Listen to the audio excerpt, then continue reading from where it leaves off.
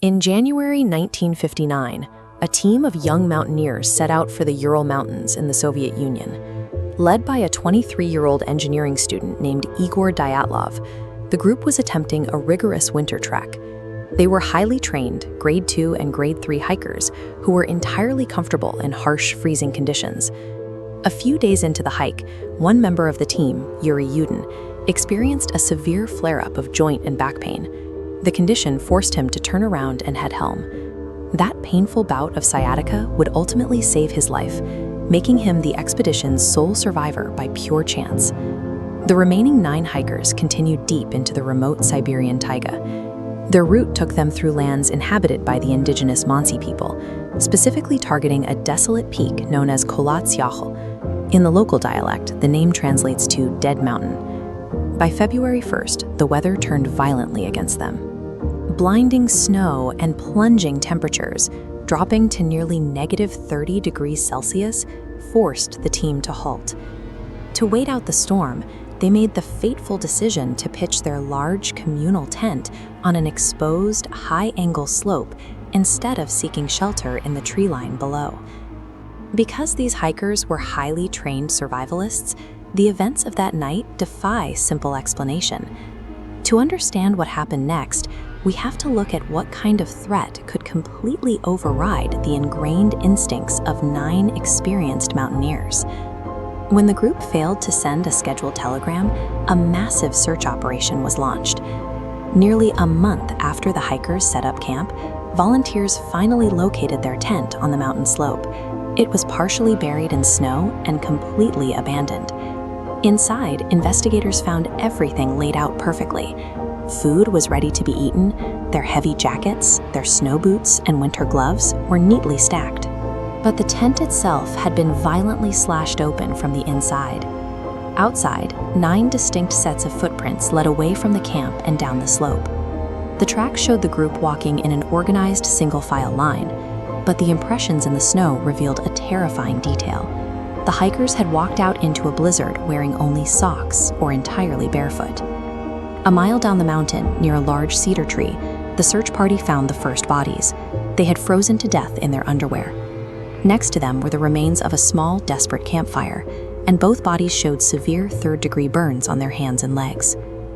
It took months for the snow to melt enough to reveal the final 4 victims, buried deep in a rocky ravine.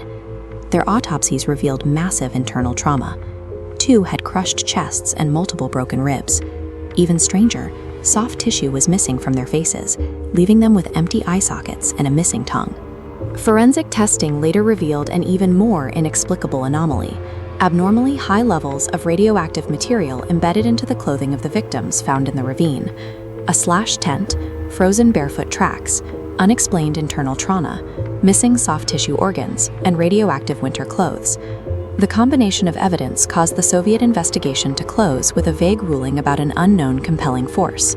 In its absence, decades of theories filled the void, blaming everything from secret KGB weapons tests to Yeti attacks. But looking closely at the evidence, the reality of that night comes into focus.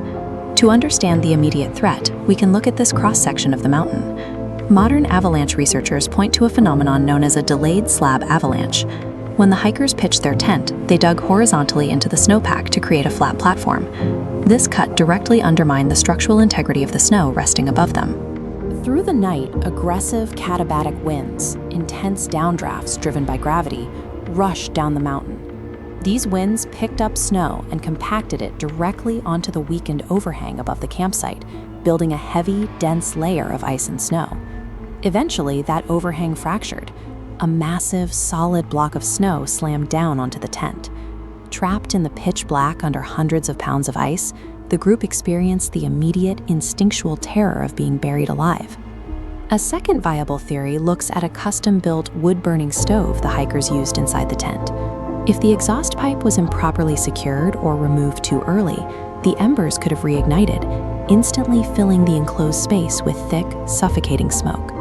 Whether crushed by a sudden slab of snow or choking on toxic smoke, a lethal, localized threat inside the tent triggered immediate blind panic. Believing they had seconds to live, they slashed through the canvas to escape, destroying their only shelter in the process. Fearing a secondary avalanche or unable to breathe, the group fled down the slope. They moved calmly in a single file line, but without their boots or heavy coats, they were exposed to the raging blizzard. They sought the natural cover of the tree line and tried to build a survival fire beneath a large cedar, but with bare hands quickly succumbing to severe frostbite, tending to a fire in hurricane-force winds proved nearly impossible. This diagram illustrates paradoxical undressing. Normally, the body preserves heat by pulling blood away from the skin and into the core.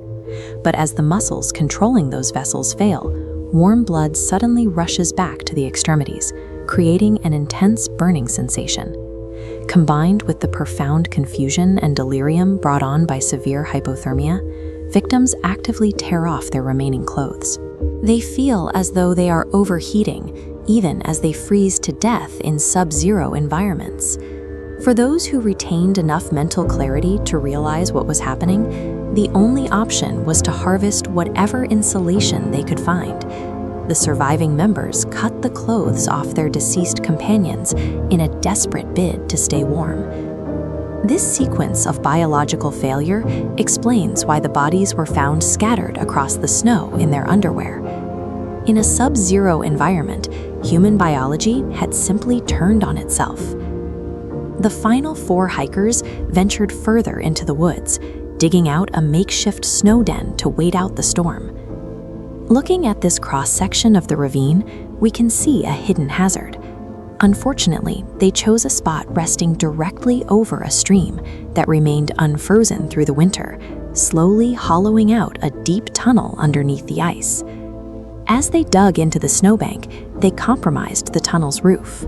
The structure collapsed, dropping 15 feet of packed snow directly onto them. The crushing weight generated an impact force equivalent to a high-speed vehicle collision, shattering ribs and fracturing skulls. And the gruesome missing organs? That was standard post-mortem decomposition. Because these 4 bodies rested in flowing water for months before being discovered, soft tissue like eyes and tongues rapidly deteriorated, aided by local wildlife scavenging for food. The lingering mystery of the radioactive clothing is resolved by looking at the hikers' own employment records. 2 members of the expedition had previously worked at the Mayak nuclear complex, a top-secret plutonium production facility. Their gear was almost certainly contaminated before they ever set foot on the mountain. The tragedy of Dyatlov Pass sits at the intersection of bad luck and extreme weather. It is a story of a catastrophic chain reaction, fueled by a brutal and indiscriminate force of nature.